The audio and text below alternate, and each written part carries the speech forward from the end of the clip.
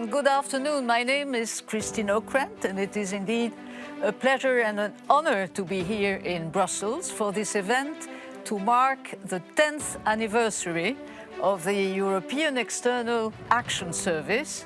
And indeed, to do so, we have an extraordinary panel today as we welcome you, Josep Borell. You are the High Representative for Foreign Policy and Security and Vice President of the European Commission. We have with us Federica Mogherini. You are now the Rector of the Collège d'Europe in Bruges, and you were in charge in the same job between 2014 and 2019. And it is indeed a great pleasure to welcome Javier Solana. Hello, good afternoon, Mr. Solana. You are in Madrid. Good afternoon. Thank you for being with us. You are now the president of the Center for Global Economy and Geopolitics in Madrid, and you have been in that job for 10 years, from 1999 to 2009, when the Lisbon Treaty decided to merge the external relations with the foreign policy, common foreign policy service. Of course, we would have loved to have Catherine Ashton, Lady Ashton, with us as well, but with the COVID situation currently in the UK, it was not possible. Now, 10 years, a long time, and indeed a tumultuous time to freshen up common memories. Let's have a look at a few extraordinary moments.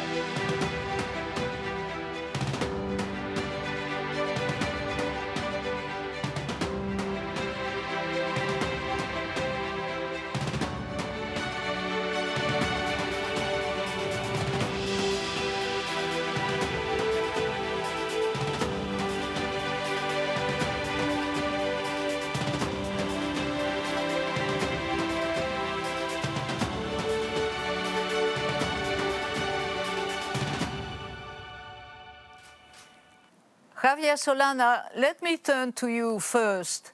What of a quick reaction? What is the most memorable moment for you among all of those that we've just seen? Well, to choose the most memorable moment is difficult. I think that the most important part of our mandate, our time, was to put in place the first capabilities for the European Union to act internationally, collectively, and also outside the European Union for peacekeeping operations. It was the first time that the European Union was outside their borders and peacekeeping operations, and I think that was fundamental. We did about 30 operations in Africa, in the Middle East, everywhere in the world, even in the countries of the Pacific, and that was a really presence of the European Union as an actor. And I think that for me, if I have to resume, the most important part is to put Europe not only as an actor internally, but as an actor externally, in a very complicated moments. Remember that we had, at the beginning of my mandate, we have two very important events. One was September 11, that changed the situation in the world. And the second, 2 months later, was the entrance of China in the WTO, that changed also the relationship between the world and China. Mr. Solana, we'll have time to, of course, deal in more detail with those very important moments. But let me turn to you, Mrs. Mogherini. Again, the most moving moment for you. The most emotional I would one. say two, if you allow me. First of all, good afternoon, and thank you for doing this. I think it's great. Well, one is the obvious one when we reached the agreement on the Iran nuclear deal. 14th of July, a special day for the French friends, 2015. That night when we achieved, after many years of negotiations that actually Javier started, when we achieved the nuclear deal with Iran, that was a very emotional and important moment. But equally emotional and important for me was when we managed to approve the PESCO decision, the Permanent Structured Cooperation on Defence, with the foreign and defence ministers of the European Union countries. Mm-hmm. That was also, for me, a very special moment because everybody was saying that it would have been impossible, and we achieved it. And it was, for me, a special moment, following and building on the work that Javier had started back then. Mr. Borrell, it's exactly 1 year that you're in office. We all know you're an avid, very energetic blogger. In that 1 year, you've commented a lot about what you've done. But again, the most memorable moment so far, just one. Maybe the first day. When I went to the La Cour des Invalides for the mourning of the French soldiers who were killed in Mali just the same day that they took in office. It was a good example of how Europeans are engaged to keep peace and to fight against terrorism. And it was moving, certainly.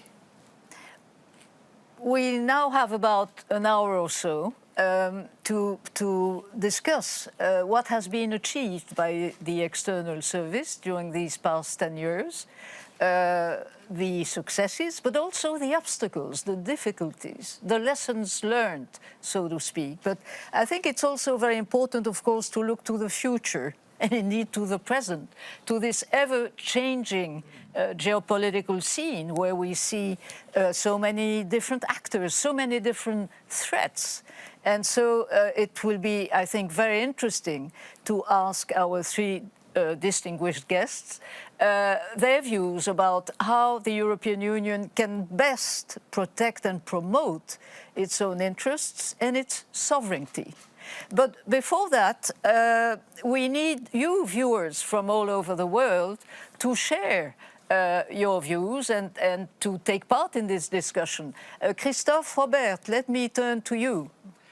Thank you, Christine, and welcome to the newsroom of the European Council. Indeed, we want the viewers to be part of the story. We want the viewers to be part of this discussion. There are many ways for you to get in touch with us and share your thoughts on the European External Action Service and EU foreign policy. First, you can ask your questions directly to the High Representatives by leaving a message on the EEAS social media platforms.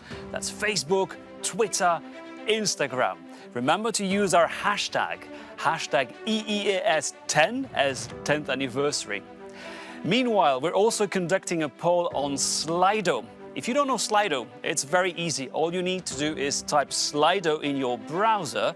You'll need to enter an event code, which happens to be our hashtag. I'm sure you've remembered it by now. It's hashtag EEAS10, and you can answer about 4 questions on EU foreign policy. We'll be happy to share the results as well as your questions in the Q&A session at the end of the show. So we count on you. We count on you to be part of this event. And meanwhile, we've asked a number of key diplomatic actors to share their memories. Let's have a look at our first testimonials. I'm sure you'll recognize familiar faces. European unity has brought peace, prosperity and a better tomorrow for millions of people across several generations. Today, people in Europe and around the world are once again looking to a strong and committed European Union to work with partners in saving lives and leading the global recovery. You are an inspiration for what is possible when nations come together with unity of purpose.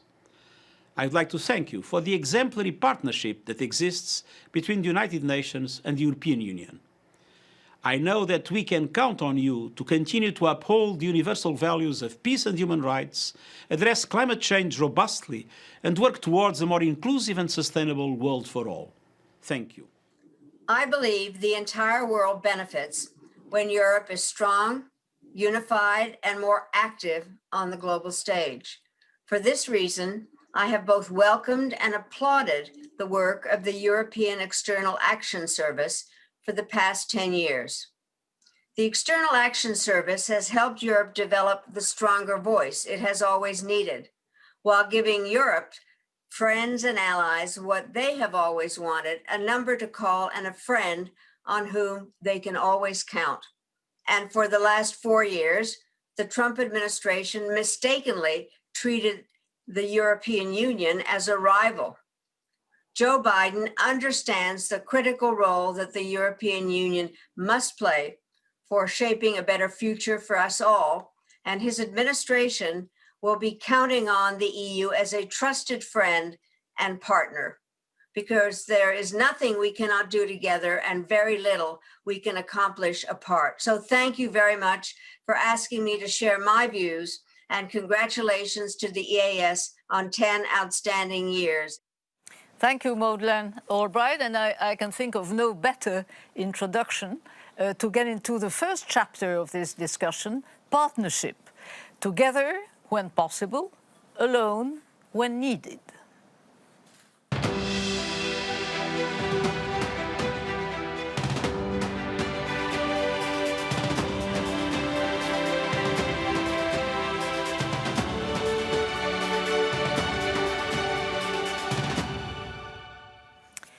Jean Monnet, whose memoirs are on this very table, which is only proper, Jean Monnet famously said, "Europe will be built through crises and will be the addition of the solutions to these crises." Well, indeed, the pandemic has struck our continent in a very harsh and cruel fashion. Of course, the situation is different from one country to the other, but it has certainly shown that health is a security issue, a sovereignty issue, and therefore a European Union issue which cannot be tackled properly at the national level. Mr. Borrell, you have insisted on the necessity for Europeans to build a common narrative, and indeed the pandemic has compelled such a narrative to be built. We know that health is not part of common policies, but it has become one. Mm-hmm. And at the beginning of the pandemic, it was a battle of narrative, because everybody was trying to present themselves as the best one, the one who were able to solve the problem at home and to help others around the world. And it's very important to have a narrative, a story to tell, a vision, to present yourself to the rest of the world, and to have an idea to transmit. And we Europeans, we have to work more on that, because we have a project, but most of the time we don't sell it enough. But there has been progress. I mean, the pandemic has compelled us, has compelled the Commission, has compelled you to come forward with the vaccine, I mean, to buy, to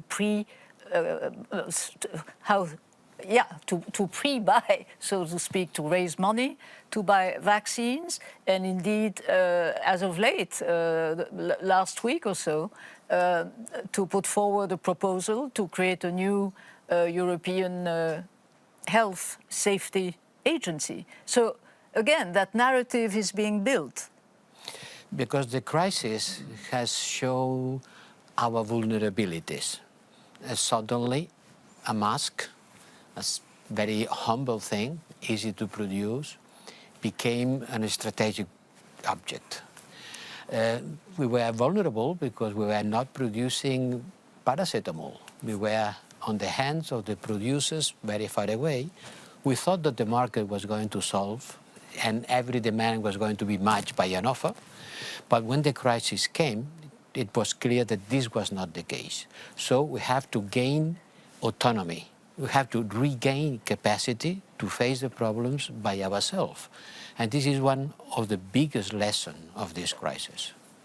Javier Solana, when you took office, there were many crises of a different kind, and especially in the Balkans. You were formerly the NATO Secretary General. You jumped into onto the European scene, and you succeeded, and I think it was the first success to credit the external action with. You succeeded in preventing a war in Macedonia. So again, what is the lesson learned when there is such pressure, the pressure of events? Well, I would like to make two comments.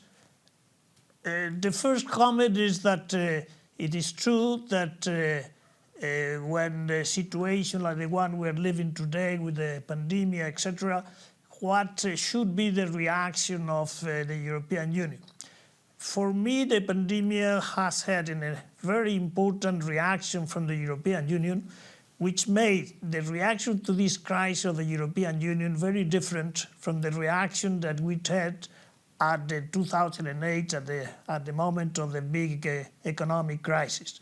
So the change of the reaction during that crisis 2008 and the reaction in this crisis of 2011 is very different. 2020 is very different, and that is because we have learned a lot from the past. The second thing I would like to say is that as far as peacekeeping operations or peacemaking operations, really we had started with much less infrastructure than the one that Federica had or Pepe Borrell has today. I think we had less power in a sense, but we had more influence. Probably the High Representative of today has more power, more people at their disposal, etc.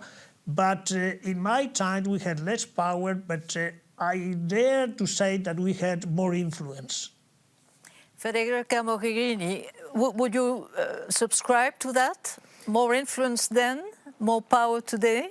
Well, I think the war today is probably a little bit more complex. It was difficult. It's equally difficult, probably, but I think that in those years, we were still quite recently out of the Cold War. The dynamics in the world were a little bit clearer than today.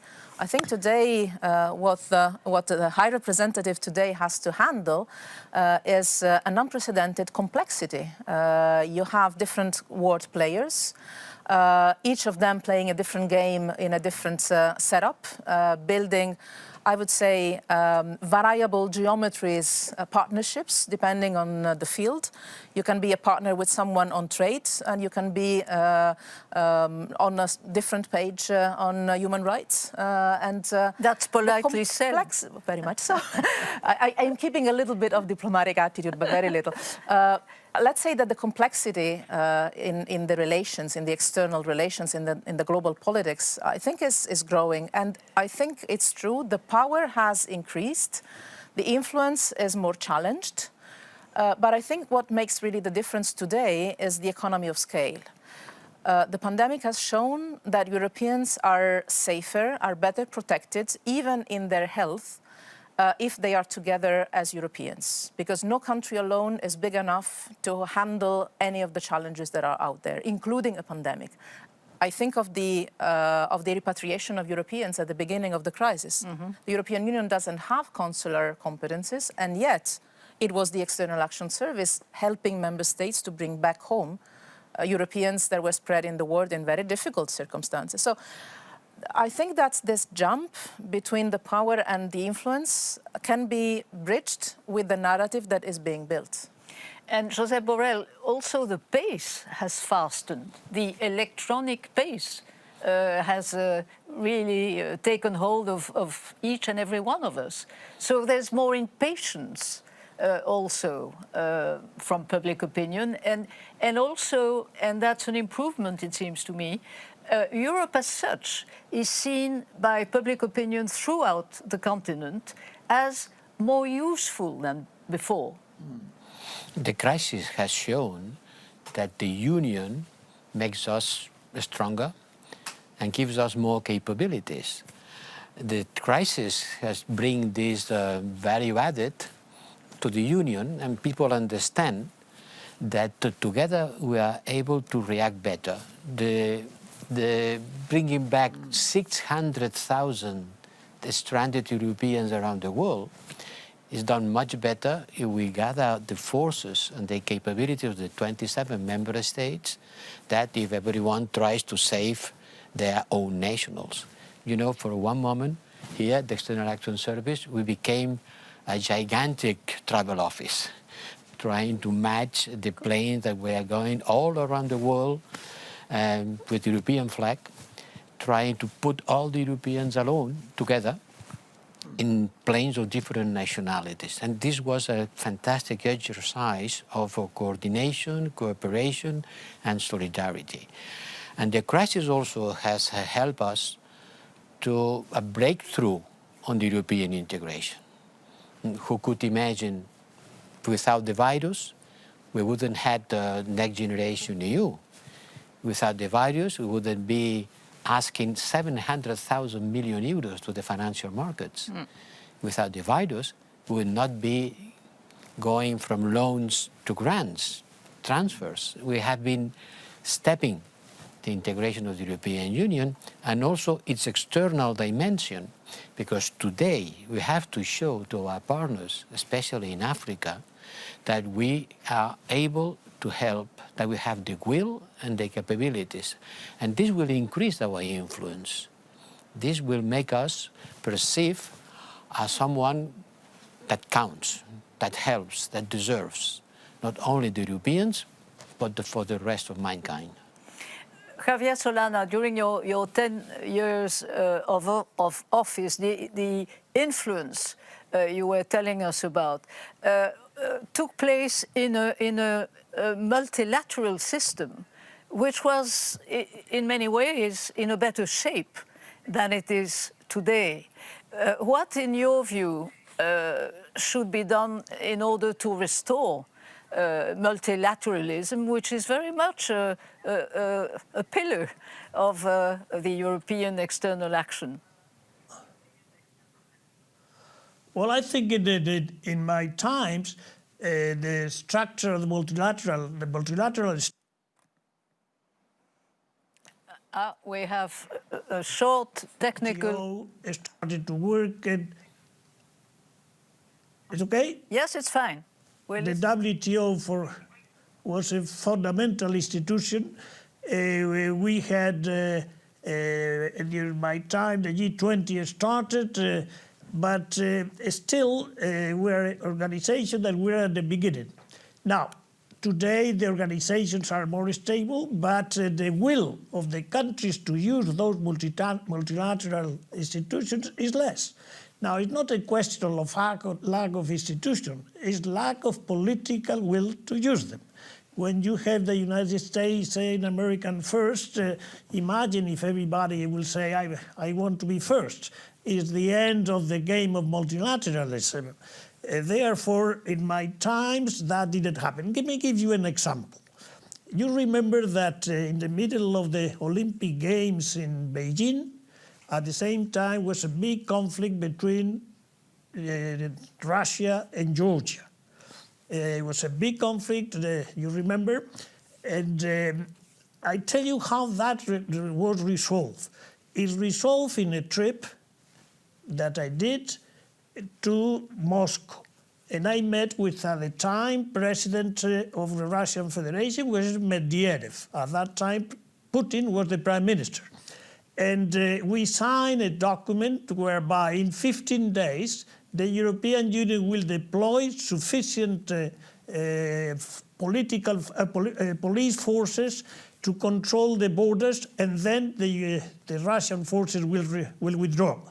Well, that was done. It was signed in lunch, and it was done, and in 15 days the Russians left and the European Union took over the borders. So this is the type of thing that I say, that without having a lot of power, we had the feasibility, the influence to really use the mechanism of personal relations, etc., to really obtain what it was important to obtain, that the Russians withdrew from the borders of Georgia. So this is the type of thing that I like to underline, because sometimes the amount of power quotation marks, people in our service, etc., makes more difficult the personal relation that at a given moment are so crucial to resolve a problem.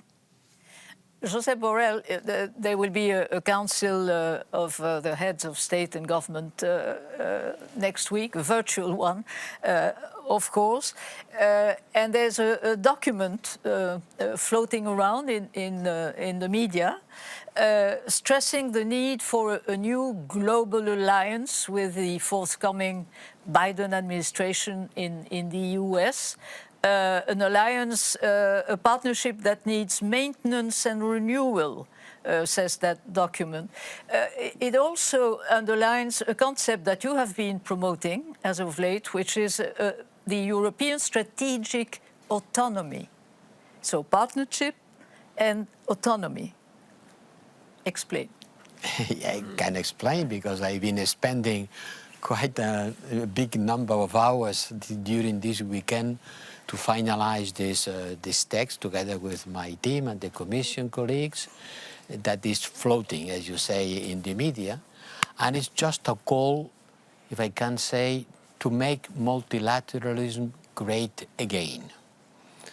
That's a nice quote. Yes, it's a mix of a previous quote and looking to the future. We have to go back to a world where might doesn't make right, because that's multilateralism, the agreement among people who share responsibilities and capabilities to face common challenges. And I think Javier is very much right. Today there is a lack of a political will to look for agreements. Look what's happening at the United Nations. Every time there is less agreements or more vetoes.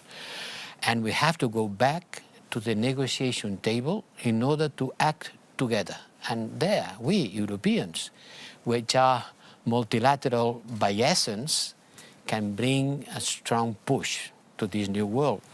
And as you said at the beginning, alone when necessary. Alone as Europeans. Together when possible. And this is autonomy because, you know, which is the contrary of autonomy? Dependency. Do we want to be dependent? No, we don't. Nobody wants to be dependent. So we have to be autonomous in order to act by our own means, facing the problems we have that nobody else will solve. This is not the denial of NATO or the transatlantic relations. Transatlantic relations and European autonomy, strategic autonomy, go together. The more we will be able to participate on these relations, the better. And for that, we have to be able. Autonomous means able to act. Able to act, Federica Mogherini, in many fields, not only conflicts in a sort of traditional acceptance of that notion, but we see today that in trade, but also when it comes to data, when it comes to technological dependency, these are areas where indeed the external service has to promote European interests, which can be quite different from those of partners, traditional partners. For sure, I think this concept of, I would say, getting the chance of revitalizing multilateralism with the incoming US administration, and at the same time not losing all the work that has been done to build up the European strategic autonomy, is the challenge of this year that is going to celebrate the 10 years of the External Action Service. Investing in multilateralism with partners and keeping the awareness, I would say, that if needed, Europeans can stand on their own feet. That is, I think, the key points to be preserved. And this is true in diplomatic action, but I think it's even more true, probably, in other fields you mentioned. You know, the European Union has a lot of influence when it comes to some issues. The normative power. I don't think that anybody else in the world has the same normative capacity than the European Union, for good and for bad, but mainly for good. The economic power. And also, if you allow me to introduce an element that is more linked to principles than to interest, to me the two things go together, the rights, the human rights, the rights of the people. And I think that if you put these elements together, including the digital investments that the European Union needs to do, I think this is probably a field where Europeans need to run a bit to catch up the gap that is there with other world powers. I think that makes of the European Union a world power indeed. Yeah, I think this mix of being more aware of our own capacity to act, and together reinvesting in partnerships with it, which is our DNA, is going to increase our capacity to act in the world. Javier Solana, you want to comment? Oh yeah, I would like to say very clear and loudly that I agree completely with what Borrell has said about strategic autonomy. I think the strategic autonomy of the European Union is a fundamental concept. In our first security strategy, which I chaired, still we were not ready to say that as clearly as I am saying it today. But the philosophy was there. Now, the most important moment of breaking of this concept of strategic autonomy was during the Iraq crisis. The Iraq war was a catastrophe. The European Union broke, the United Nations broke, everybody broke. And because in the case of the European Union, because we couldn't have an autonomous reaction to that. And the European Union was broken, and half of the European Union went to Iraq, another half didn't want to go to Iraq. And that was a very important crisis. That crisis has not to be repeated. The European Union cannot break on these decisions, and because our autonomy, our strategic autonomy, should allow us to resolve these problems in a better manner than by breaking the European Union. Let us now, there would be so much more to say, but we have to turn to the second chapter of this discussion, and it has to do with the role of the European Union as a security provider. A few pictures.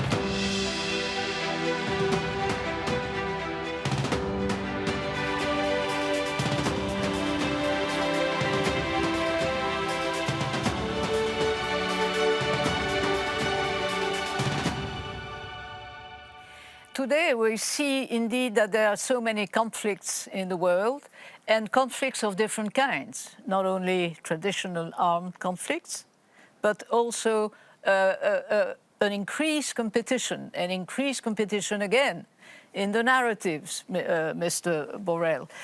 Currently, I believe there are 17 operations that the External Service is conducting, 6 which are military operations and 11 civilian ones.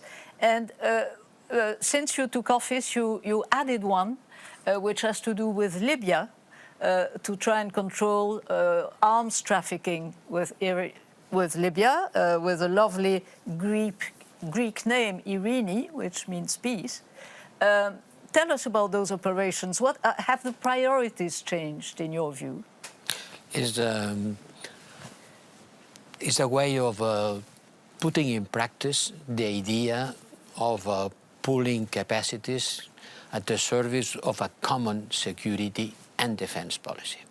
You know, the Europeans have to understand that our security starts very far away from our borders. What's happening in Sahel, what's happening in Somalia affects directly our security. So if we want to be part of the global efforts to make a more secure world, we have to engage. We have 5,000 men and women all around the world, 5,000 on this mission, bringing help to train armed forces, to be present in the ground, sometimes facing their lives, in order to protect their citizens and to build an order. Because, you know, we Europeans, we don't know how happy we are of being Europeans. the big privilege of being Europeans and enjoying peace, security, rule of law, order at home. This is exceptional. The biggest part of the world doesn't enjoy the same situation. And I think that we have a moral responsibility and also in our own interest to try to help the rest of the world to build something like we have. And it's in our own interest because, as I said, the soldiers and the civil servants who are in Mali, who are in Somalia, or who are in Bosnia-Herzegovina, or who are in Kosovo, they are working for our security. And this is step by step the way of building a common defense capability. Not yet an European army, but part of the Europeans, in plural, armies working together. Federica Mogherini, the European defense, that's a very difficult, dicey process. It's been going on for some time with new tools under your leadership. With PESCO. So let me translate, because you're all used to this résumé, as we say in French, permanent structured cooperation on security and defense. Also a European Defense Fund, which of course is quite underfunded to be clear. European Peace Facility. What are these new tools able to do in order to indeed convince European member states that we should all engage into a more common approach to defense issues? You know, Javier mentioned the security strategy he was drafting and then publishing during his mandate.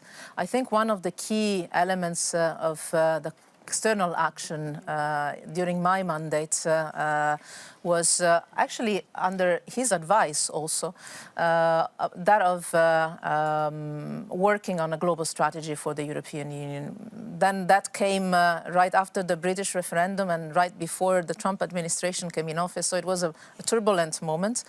But that contained not only the key concept of strategic autonomy for the European Union, but contained the proposal to the member states to advance finally, after so many decades, on a common European Union defense action. And that part was, I would say, really implemented. To my own surprise, I perfectly remember, if I can share an anecdote, and someone in the room might remember this, many were saying, this is very dangerous because member states will react very negatively to that. You should probably not invest so much political capital in something that is, controversial. And yet, I think we managed to build this new instruments you mentioned, the permanent structured cooperation, which basically means that member states put together resources to run common projects to build capabilities on the defense sector together, economy of scale. So it's not only useful for defense, it's also good for the economy, let me say so, which is in these times not irrelevant. Doing more operations together, coordinating the budgets on investments on defense. So somehow working on a common defense at the European level, not a European army, but putting things together on an economy of scale. This was possible, I think, because Europeans understood that, what Josep was saying, security inside Europe can only be built if we invest in security outside of the European Union. The refugee crisis, Syria, reminded Europeans of that. The terrorist attacks on European soil reminded us that if we do not face security challenges in Africa, in the Middle East, in Southeast Asia, everywhere in the world, we are less secure at home. And so for once, European citizens and public opinions were demanding more European action on something which was at that moment defense. And we managed to build consensus and turn plans into action. If you ask me what was probably the thing I was most proud of in my 5 years, probably it was just that one. Let me turn with you, Javier Solana, to the issue of NATO. We know that within the European Union, all member states do not have quite the same views of how integrated. Europe should remain within the military alliance. 21 member states are NATO allies. And you were, of course, we all remember, you were Secretary General of NATO before becoming High Representative. How do you see today the way, the interaction between NATO as a military alliance and indeed the need to increase and build up common European defense capabilities? Well, let me be very clear on this topic. I think that the European Union capabilities on military matters is fundamental. It's fundamental for us. It is much better for the rest of the world, because the world will have also a capability for the European Union without having to be a capability through NATO. And that it may not happen frequently, but it has to be considered the possibility of that happening. And I think for that, we have to continue working on what Federica has said, which I support completely. Now, on the second thing I would like to say is that capabilities on that sense, it helps also our technology, our technological independence. And that is another fundamental issue for the European Union. We cannot be dependent technologically from the United States or from any other country. We have to be able to be technologically more sophisticated ourselves. And that is part also of the elements of our security, the technological security. And without having that decision that was taken under Federica, it would be very difficult that we will have the technological capabilities that are needed. So let's not fight about this. To have capabilities in the European Union is better for us, it's better for the Americans, and it's better for NATO. And therefore, let's do it. Josep Borell, you have insisted many times already on the need to improve a common strategic culture, which indeed includes the partnership, the NATO issues, all the issues that Mrs. Mogherini talked about. How can we concretely improve such cohesion when it comes to dealing with China?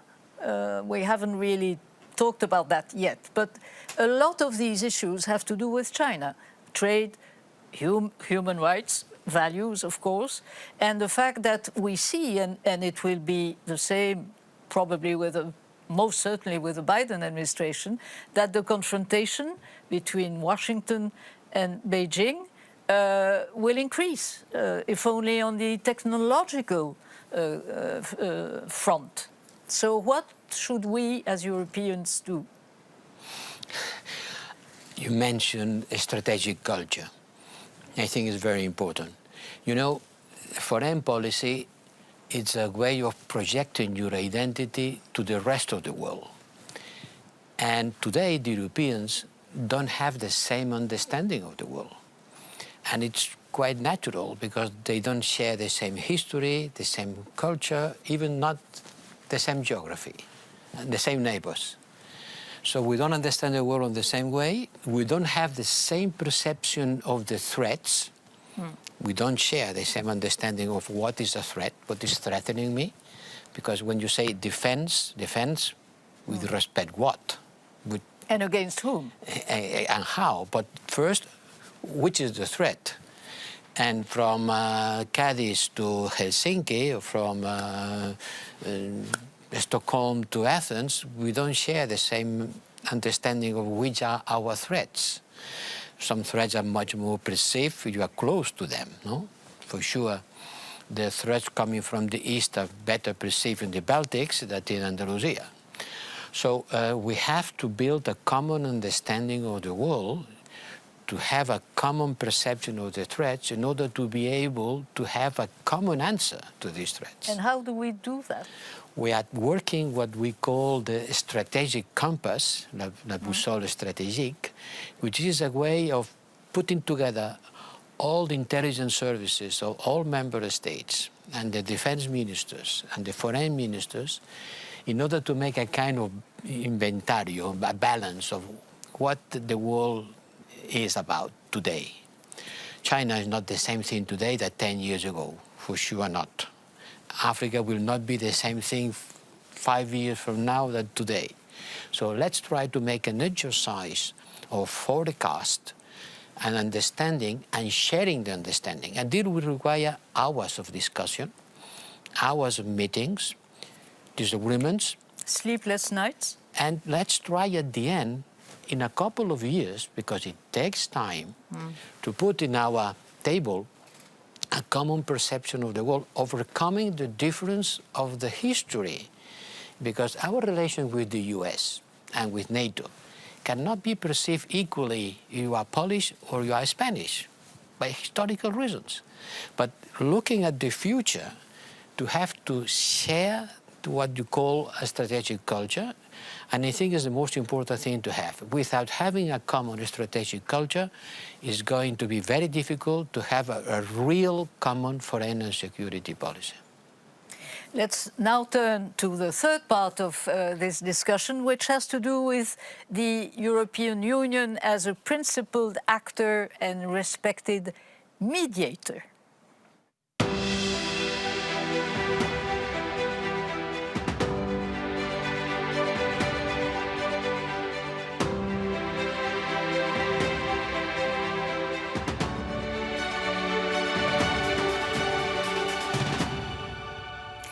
And then, of course, I turn to Javier Solana, because indeed the most remarkable achievement that you have also been very much involved with, Federica Mogherini, and also Catherine Ashton, is Iran, the treaty with Iran. And you started the whole process, Javier Solana. How did you manage to build the architecture of negotiations and play it in such a way that the EU got into the leading seat, the conductor's seat? Okay, let me remind you that the first trip that I did to Tehran in order to open up a negotiation was 2003. So a long time ago. And it was its initiative of the Europeans. At that time, I was going alone with the Minister of Foreign Affairs from the European Union, but without the United States, without China, without Russia.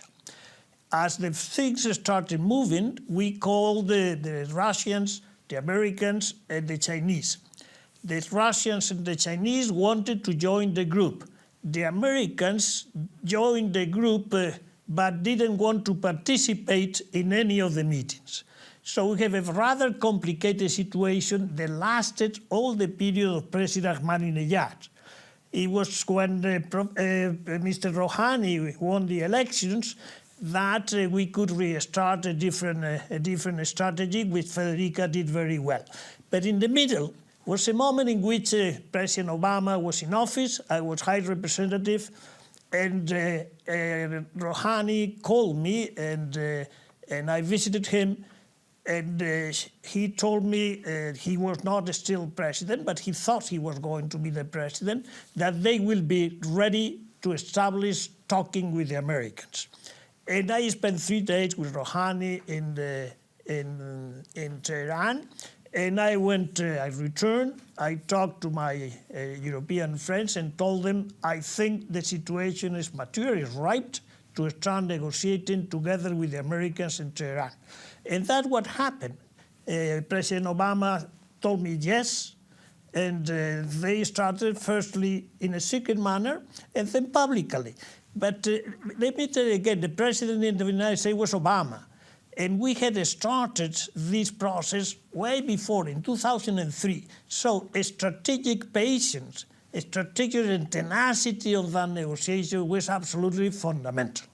And this is why I wouldn't cry, but I really, the day that President Trump decided to abandon the treaty, the agreement with Iran, for me one of the most, the saddest news that I ever had, because the effort that had been put over so many years to get something so important in matters pertaining to nuclear power, which it was really an irresponsibility of such a dimension to break that I hope very much that President Biden repairs that mistakes.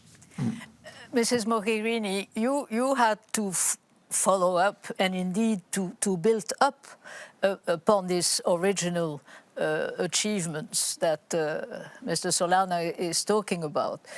What has been the most difficult part? Has it been dealing with the Americans in those days, even the Obama administration, dealing with the UK, France and Germany, the 3 EU member states, which have conducted their own bilateral relations. But you had to keep imposing the EU in the leading role. There was no need to impose it, actually. The work that was started in 2003 by Javier, that was then recognized by the United Nations, because the format of the negotiations is present in a UN Security Council resolution that indicates the High Representative as the facilitator of the mediation. So there's a clear recognition of role for the European Union External Action Service. And then also the work that Catherine Ashton did in between made it natural for everybody, being it the United States, Iran, the Europeans, Russia and China, and our own public opinions to recognize the role of the High Representative and of the European Union. But still you had to synchronize all those. Well, there's a lot of work. Somehow we tested some lockdown experiences during those negotiations. We spent weeks without getting out of our negotiating place for at least twice during the first months of my mandate. What is sometimes not very well known, and I would like to say it because here we're celebrating also the quality of the European diplomacy, is that the text of that very important and very sophisticated nuclear agreement is the result of the work of the technical teams of the External Action Service. That 100 and something pages, that is the JCPOA, the Joint Plan of Action, is the result of the work of the diplomats and the officials of the External Action Service that spent hours, nights and days defining the nuclear-related aspects, defining the sanctions lifting related aspects with all the different delegations. And it was always recognized that the European leadership was there because not only we started the process, but also because we had the competencies and we were perceived as the honest broker and the mediator that everybody could trust. So that was not difficult. The difficult part came when Trump decided to leave the agreement. Of course. That was the moment of truth. And for me, that was the test of the European strategic autonomy. Are we able to keep unity on something that is a fundamental interest of the Europeans, keeping the agreement alive, waiting for a new administration then to rejoin it one day? Are we able to keep the agreement alive with the Iranians, with the others, with the United Nations, with the Russians, the Chinese, with whom in the meantime we have other problems? Are we able to keep that file alive? And we did. That for me was a fundamental test of the European capacity to be autonomous under a lot of pressure from Washington. It's alive, but how could I put it? It's not in a good shape, exactly. But it's alive and can be revitalized at full. I'm sure, I know Josep is working to do it. And I think this is going to be the crucial moment to prepare and help the Iranians and the Americans going back to full compliance in the months to come. I leave it to him, but I think that this is a crucial moment, and I'm sure that as we manage to start the negotiations, to conclude the negotiations, and to keep the agreement somehow alive, I'm sure that the Europeans and the European Union and Josep will manage to recover somehow the full compliance to the agreement and maybe even build on that in the future. Well, precisely, Mr. Borrell. Under the sponsorship of the European Council on Foreign Relations, 5 former foreign ministers have published an open letter asking you, as the chair of the joint committee, to take the initiative and indeed ask the Biden administration, I guess in the afternoon of January 20th, not to waste any more time, to indeed revitalize, revamp, relaunch the JCPOA. How can you do that if on the Iranian side, given the assassination of one of the chief nuclear scientists not that many days ago, there will be a difficult domestic political situation in Iran? Yes, you said rightly assassination. And I issued a statement saying that this was a criminal act, because you have to call a cat a cat. Mm. And I'm sorry to say, but this is not the way of solving problems. We are not going to prevent Iran going nuclear by killing their experts on nuclear science. And there are people who doesn't want the JCPOA to revive. And we have been working during this year to keep this deal alive, in spite of the American withdrawal. And thanks God, the Europeans has remained united on keeping this deal alive as much as we have been able. It's still there. And I hope that we will be able to bring back both parts, the US and Iran. Iran is in the deal, but he has to go back to full compliance of their nuclear responsibilities if they have the reward that the deal was contending. Because the deal is a deal. A deal is not just a nuclear side, it's a nuclear and an economic side. And for us Europeans, it's very important for our security. And that's why we strive a lot to keep this deal alive. And we hope that we will be able to keep Iran of not being a nuclear power. Without the deal, Iran would already be a nuclear power. Right. And bringing stability and security to the whole region. And I appreciated a lot the letter of my colleagues and friends, starting by Javier, Carl Bildt, and others. I can tell you that we already have a date for the meeting of the board of the JCPOA, which I am acting as coordinator before Christmas. And we will do whatever we can in order to make this deal be a security provider for the whole region. Let's now turn to another part of the world, excuse me, where indeed the European Union has been a very efficient mediator. Let's turn to Latin America and to you, Christophe Hobbit, because I believe we have a testimony, a witness which wants to tell us all the good things he thinks about us.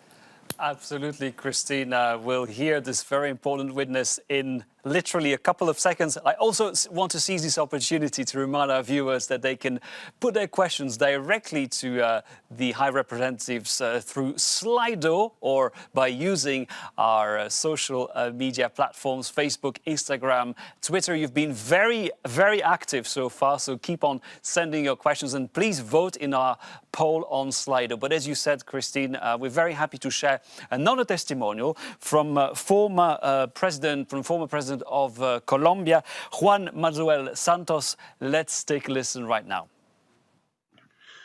My experience and my relationship with the European Union goes way back. When I was chief negotiator of the International Coffee Agreement, when we created the World Trade Organization, but most recently and most important, the role that Europe played in the Colombian peace process. It was a very important role. The support it always gave me, the appointment of a special envoy, the advice I received, and all that Europe did for this process to be successful. I only have words of gratitude, And I hope that the European Union continues to play an important role in world affairs, in mediating between different interests that are in conflict, and in strengthening multilateralism, and in building back better after the pandemic. Federica Mogherini, do you remember those days? Very we all much so. remember that awful kind of civil war between the FARC and the central government in Bogota, and Mr. Santos, who got the Nobel Peace Prize for a result of his policies. But what do you remember most?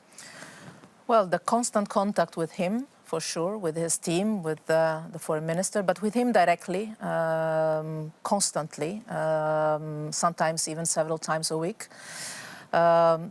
Mainly on, not so much on advising, but on offering support. The European Union was not a formal mediator in the peace process, but was an accompanying power somehow, offering support on several issues on which we have European experience. Because the point is this, I think Europeans can be trusted mediators in conflict solutions because we have experienced conflicts on our own soil everywhere in Europe, from Spain to Italy to Ireland to any country of Europe has sad histories of recent conflicts, not to mention the Balkans. So we can share, we understand what it takes to heal the wounds.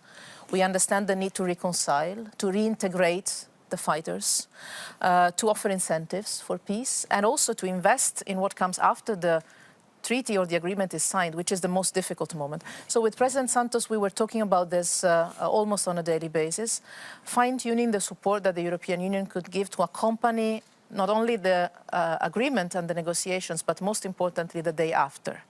And I can say that, yeah, I don't think it's too much to say that the European Union was one of the key reasons why the agreement was reached in the first place and then was started to be implemented. And here again, when there was a change in presidency and in administration in Colombia, we kept working with the current administration to keep implementing the parts of the agreement that they wanted to keep in place. I think this was an excellent example of how the European investments on a peace process far away, but again, that was touching also European citizens, very much so. We all have memories about that, was fundamental to solve a 50-year-old conflict.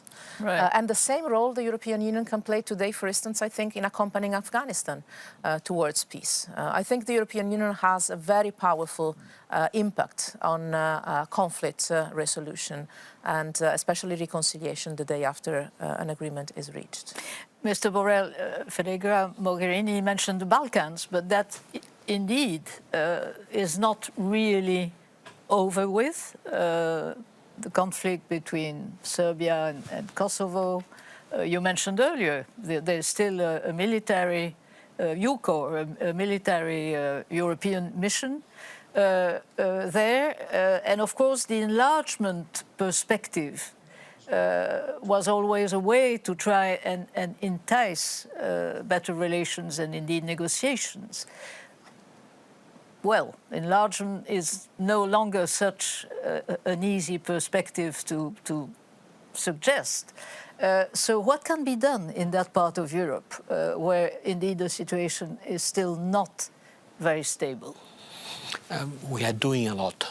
Allow me to say that I am very proud to have relaunched the negotiations between Kosovo and Serbia under the auspices of the European Union. Because the Trump administration tried to do that and then didn't quite work out. Yes, and we are very happy if they want to help. There is a work for everybody, but who takes the lead, who is in charge, who is responsible, is the European Union, because only the European Union can make an offer such important for these people, which is the European perspective. It is on the European perspective that this problem has to be solved. The other day I went to Sarajevo. It was the 25th anniversary of the Dayton Agreement.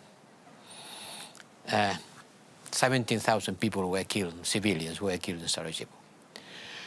And what was very sad is that it was impossible to hold a common celebration of the Dayton agreements. It was impossible.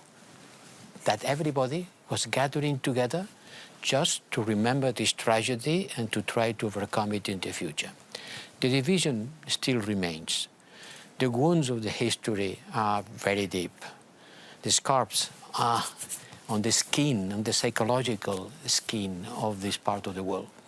But we cannot deny the European perspective. We have to invest. We have just approved a big investment plan in order to accompany the development of their economies, in order to avoid these countries to be just emptied. You know, in Bosnia and Herzegovina, 6% of the population has migrated. Where? 6% of the population has left the country. Where? To the Central Europe. We cannot allow to have a ventre mou, a soft belly in the heart of Europe. And we have to invest, we have to engage, and we have to try to bring cooperation in one side, in every side, from judiciary to economic to diplomatic to, if you want, even a kind of understanding of what and how this happened, in order to try to avoid that this could happen again. And this is one of the most important responsibilities for the Europeans, is our immediate neighborhood. If we are not able to solve the problems in our immediate neighborhood, how can we pretend to be a geopolitical actor? Indeed, and before we turn to the questions, which I'm sure Christophe has selected for the three of you, let me turn to you, Mr. Solana. If you were to prioritize today, which are the current conflicts, the current crises, and there are so many, which, in your view, would deserve an European action first? Again, you know, there's so many. Federica Mogherini mentioned Afghanistan, but of course there's Turkey, a NATO ally, threatening Greece and Cyprus. Which of the current crises, in your view, are indeed the priority? Can I mention two? I will mention two which are very linked in a way.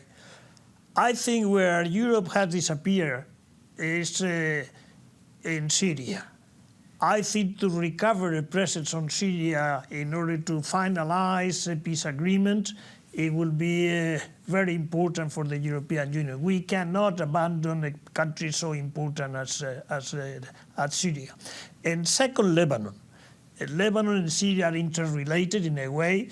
The Russians have entered, the Turks are playing, and the European Union is a little bit behind. I would like very much to see the European Union in these two conflicts, which are so close to us physically, and with consequences as far as migration, etc., very, very deep on our lives. So these two places, to me, is where we should recuperate presence. Thank you. Christophe, let me turn to you. What are the questions, the most difficult questions, which our viewers want to ask to our three distinguished guests? Well, Christine, we've received a lot of reactions from our viewers, and that's great news. Maybe before I turn to the questions, I'd like to reveal the preliminary results of our poll on Slido. Remember the first question we asked: has the European Union become a stronger actor in the world in the last decade? 84% of respondents believe it has, while 16% believe Europe hasn't become a stronger actor.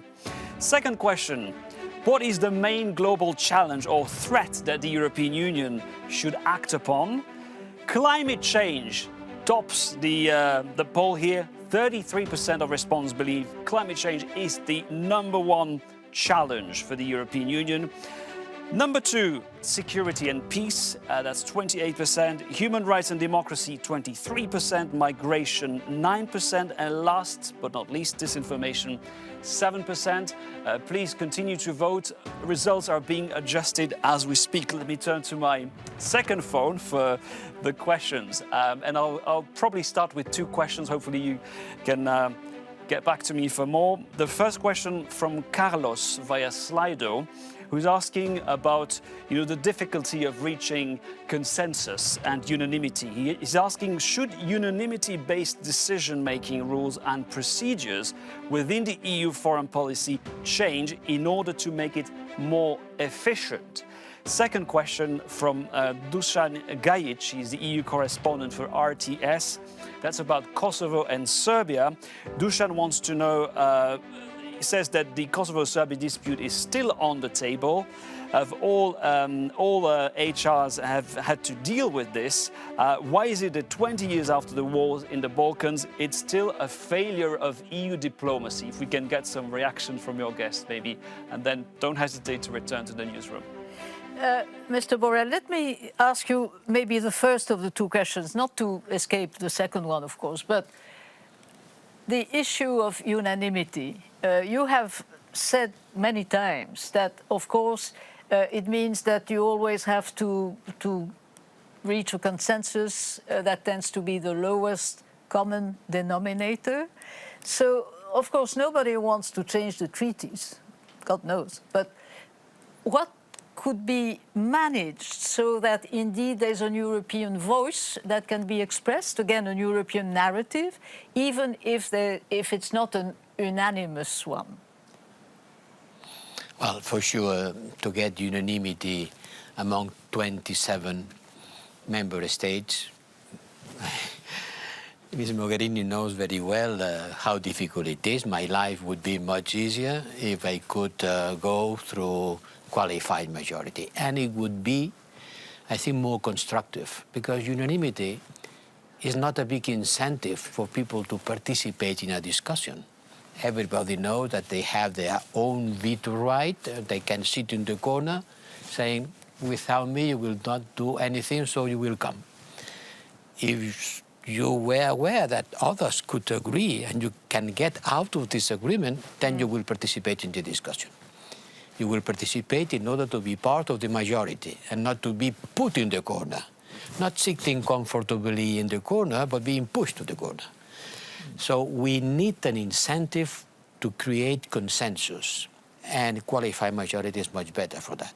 But we have unanimity on fiscal issues. Fiscal harmonization requires unanimity. We have unanimity on the approval of the budget. Financial perspective requires unanimity. So it's not only in foreign policy where we have this deadlock. Of course.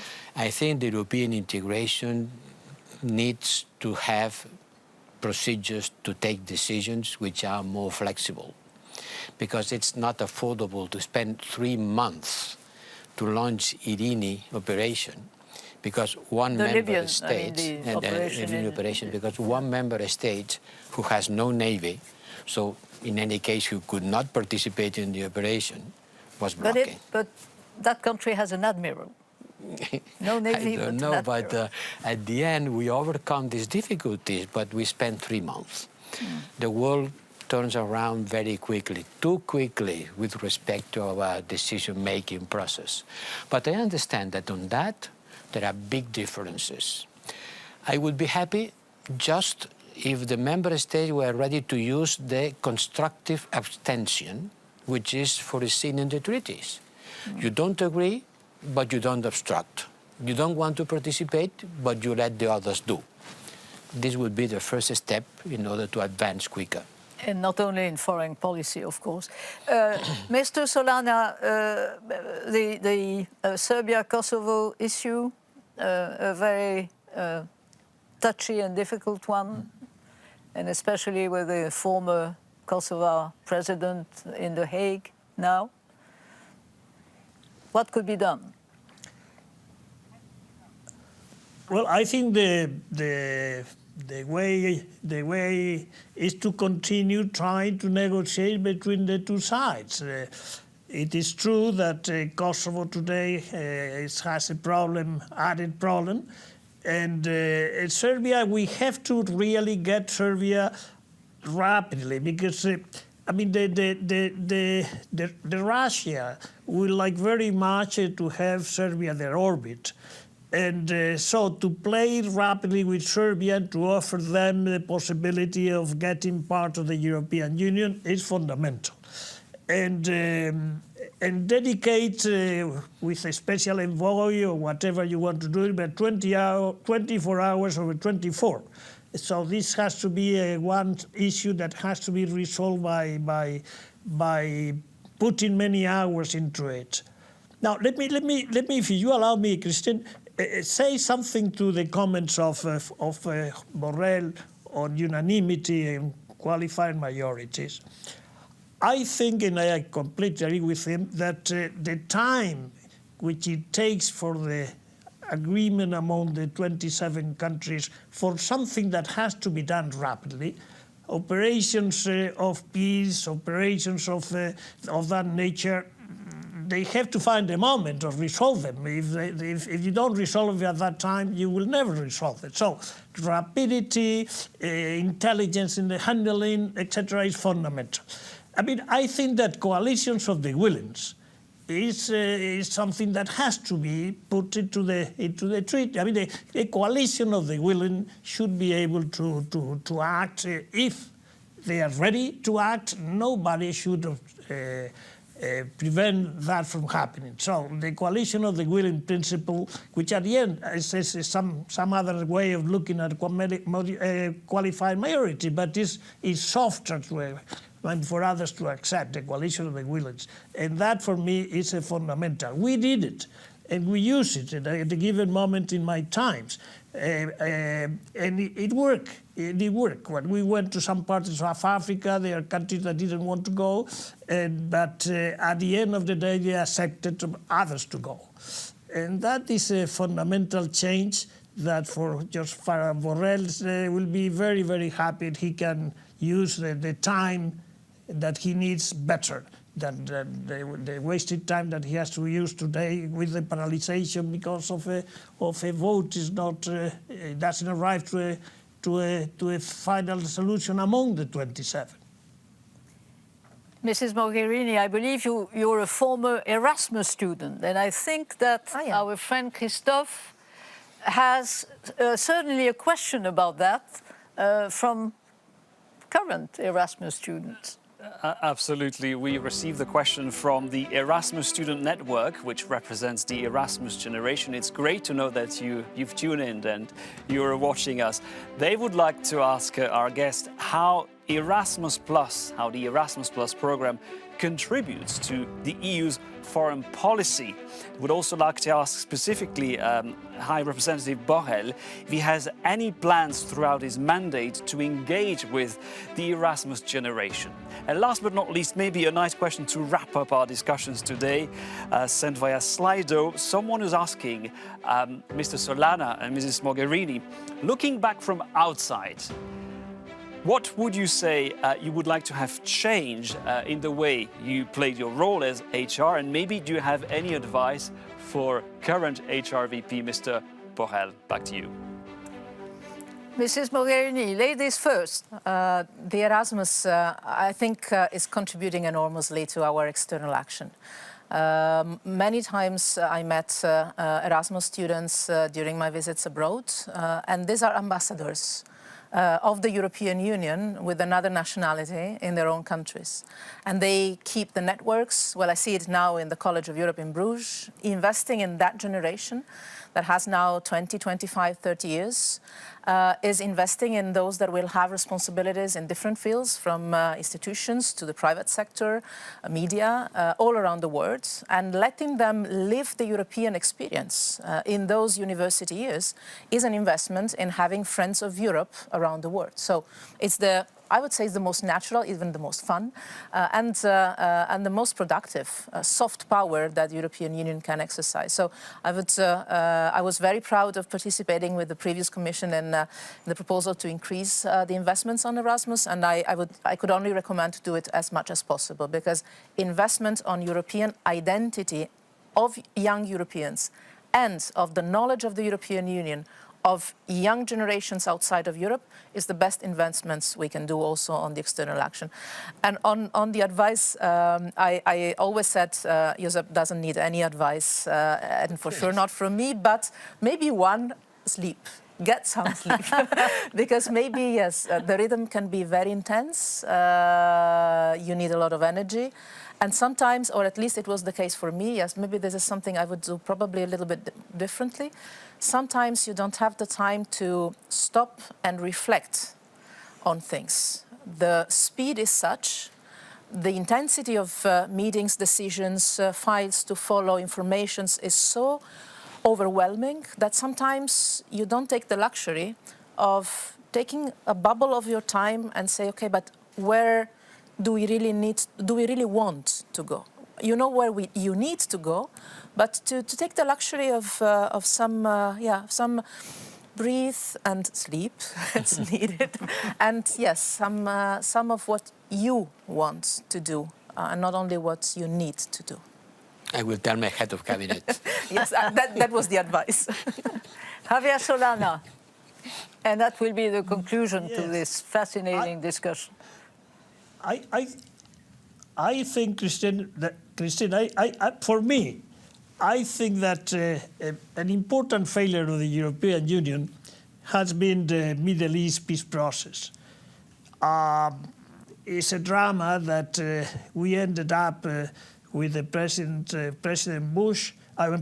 Trump doing something with Saudi Arabia and with Bahrain and Emirates, etc., which never should have been done.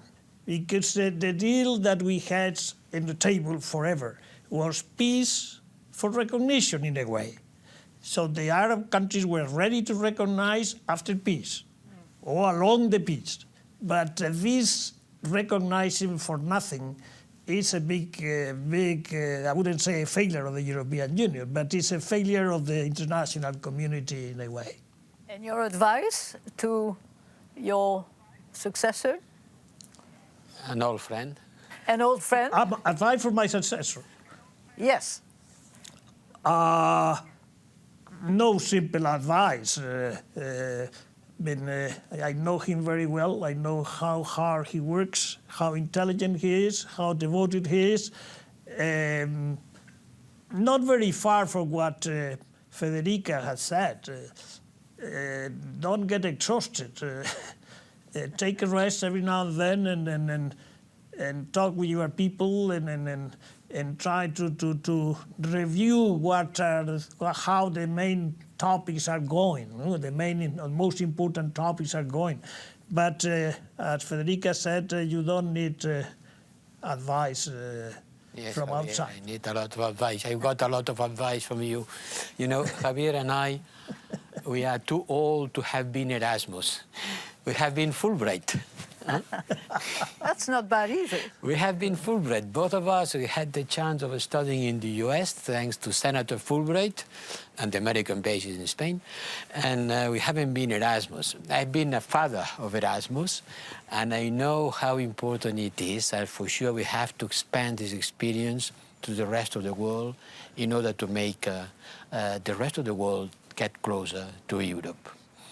And keep building up the narrative, the I European keep building narrative. a narrative. You know, at the beginning you asked me the experience that moved me.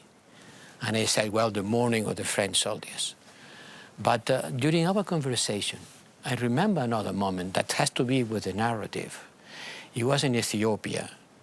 I had a talk with a 12-year-old girl, a migrant, who went from Ethiopia to Saudi Arabia, walking through Yemen. And then she was exposed to Ethiopia again, and she was not knowing where to go. She had the age of my nipotina, my little children. And I think that we Europeans, we have a moral duty with the rest of the world. And our big threat is the inequality who is growing in the world, because it will be backlash against us. Because we are older than the rest of the world, richer than the rest of the world. We cannot afford to be dependent. We have to have our own will in order to contribute to build a better world. And I think this is at the end the deepest meaning of what the External Action Service is doing. Well, I think this is indeed the perfect conclusion to this discussion. Thank you to the three of you. Sorry again that Lady Ashton couldn't be with us, but thank you to you, Federica Mogherini. Thank you to Javier Solana in Madrid. Et bon courage, Monsieur Borrell. Merci. Merci, à bientôt. Gracias, Javier. Gracias.